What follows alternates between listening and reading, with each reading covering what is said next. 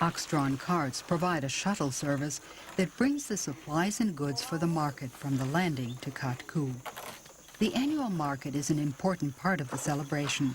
The wares include many things not readily available in the hill country: lacquerware bowls for offerings, cloth for the Pau's traditional clothing, woven silk for longees, candles and incense, and manufactured household goods. Everything has to be brought from the river to the market area on top of the hill.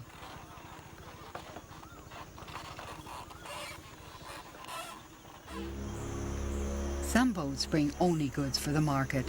The thousands of pilgrims need food, animal feed, and tents to Kakku. Flowers for the offerings must come from the markets of Inle Lake, now 2 hours away along a newly surfaced road. Those who can afford the price pay the cart drivers to haul their goods to the top of the hill. The drivers charge according to the load they have to transport. The owners of the goods spare the beasts and walk up the hill. It's about 1 mile from the river to the Pagoda complex. Those who don't have money to pay the drivers make the long climb on foot. Zebu oxen pull the heavy loads up the hill. The animals, which originated in India, are prized for their strength and judged by the size of their humps. For man and beast, the climb in temperatures that reach up to 90 degrees Fahrenheit is a hard one, but they turn their efforts into a religious act that wins merit in the Buddhist scheme of life.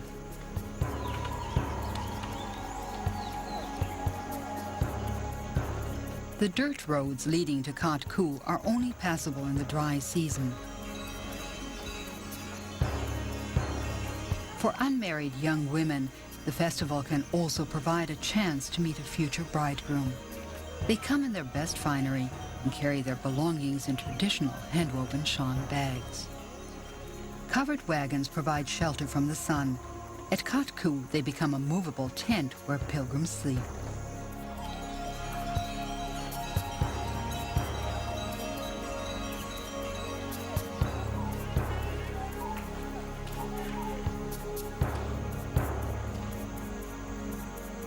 Banyan or Bodhi trees are often planted near pagodas or temples to commemorate Buddha, who found enlightenment while meditating beneath a Bodhi tree at Bodh Gaya in India.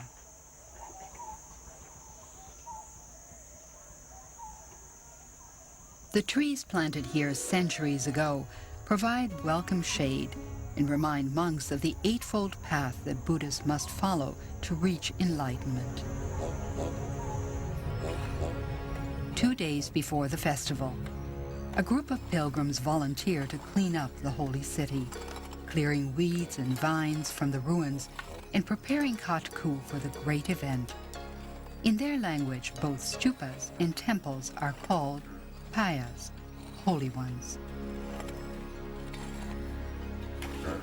Among the many myths surrounding Kakku is one that holds that the name of the ancient king who built the payas is engraved on a stone tablet hidden somewhere among the ruins. Many of the stupas are decorated with figures of dancers, birds, mythical beasts, and Buddhas. Learned monks study the inscriptions which are in the sacred Pali script. In the past, it was customary for builders of pagodas to inscribe their work with their name and the date of its construction. At Kakku, such inscriptions are rare, adding to the mystery of the lost city.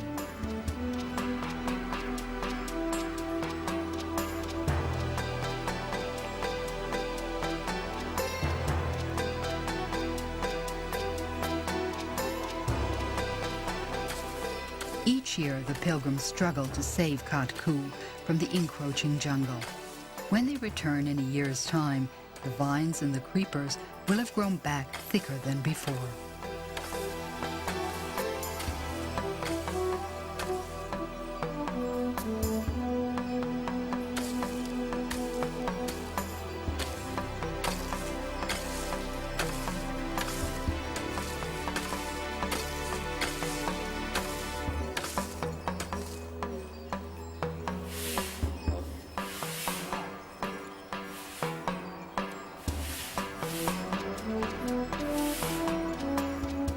one act of devotion is dressing the Buddha images. The cloth has to be hand-woven, and each pilgrim strives to find the most precious clothes for the enlightened one. Many are embroidered with silk or decorated with gold leaf.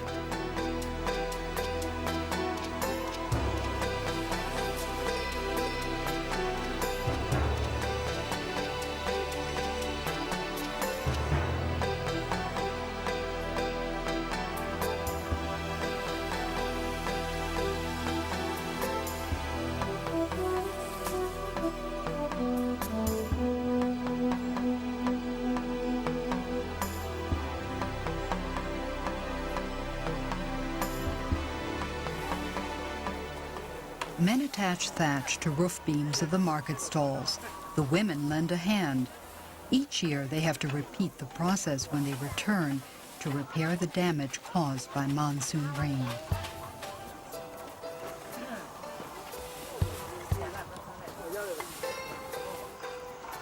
The area around Kakku, which is normally deserted, fills with people, animals, and noise.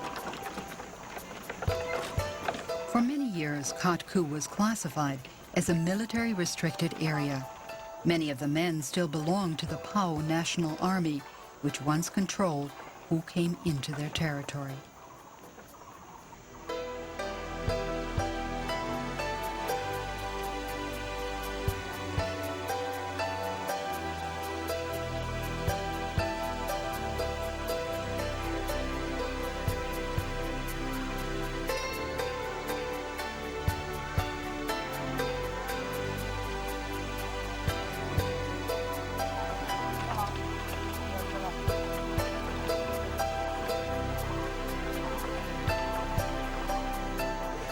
Women prepare meals at common cooking fires and grill fish from the nearby river over coals. Burmese cuisine relies on vegetables, often stir-fried and seasoned with spices and chilies. Rice flavored with fish paste is the staple of the diet. Indians who moved to Burma during colonial times brought their curries with them. The native Burmese adopted them to their tastes. Eating is a national pastime, and cooking at Kakku quickly becomes a spectator sport. For people who lack electricity, television, or other pastimes common to industrialized nations, the gathering at Kakku is a source of entertainment and news. Children watch wide-eyed and enjoy the opportunity to sample sweets not available in their villages. The sight of a camera team still causes many PAO to stop and stare. Lishu women come from remote villages in the high mountain reaches of the state to join their PAO neighbors in the celebration.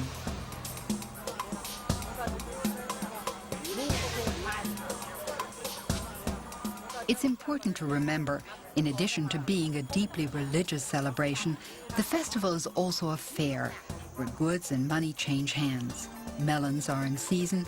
Bargaining for a good price is part of the ritual of buying and selling. For the people of the isolated hill villages scattered around Kakku, the festival is a great social event, a chance to shop, visit with distant relatives, and enjoy an exciting change of scenery in the routine of their humdrum lives. Bread made of rice flour is one of the specialties at the market. It's threaded onto a spindle and sold among the stalls.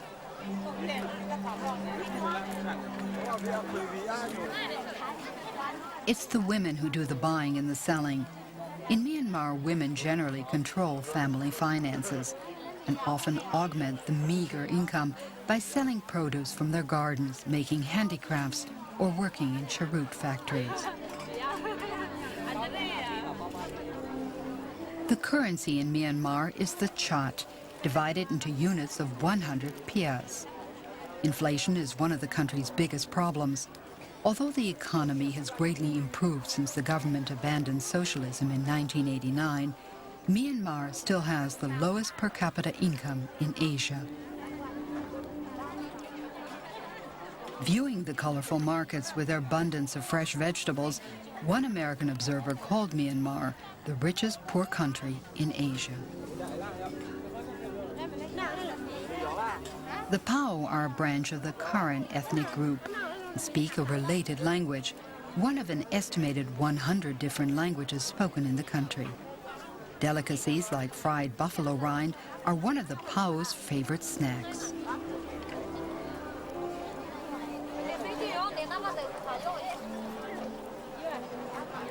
No Burmese feast would be complete without fish, fresh, fried, or salted.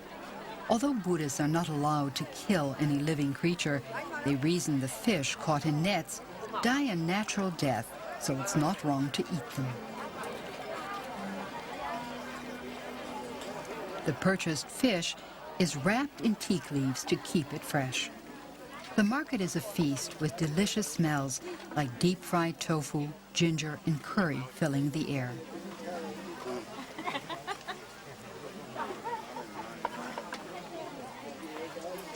The Burmese idea of a meal is eating rice